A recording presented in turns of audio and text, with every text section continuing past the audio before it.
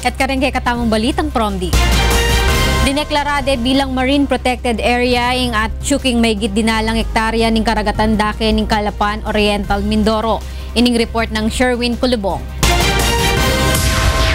Problema ng lokal na pamahalaan sa Calapan Oriental, Mindoro ang kakulangan ng mga nahuhuling isda. Bilang tugon, idineklara nilang maging Marine Protected Area ang karagatang bahagi ng Barangay Calero at Barangay Salong na tinatawag na Calero, Salong, Seagrass and Corals Marine Protected Area na may lawak na 107 hektarya.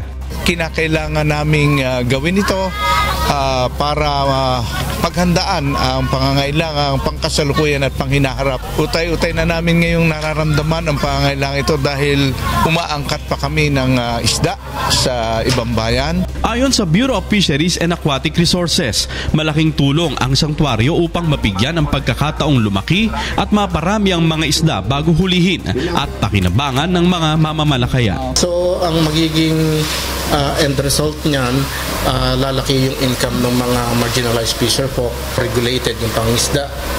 Kaya nagkakaroon ng chance yung ibang isda na lumaki at maprotektahan. 2 motor bangka ng BIFAR Region 4B ang gagamitin naman ng BIFAR sa pagbabantay sa sangtuaryo, katulong ang mga bantay dagat sa lugar. Kasama ang Mindoro News Team, Sherwin Kulubong, UNTV News and Rescue, Philippines.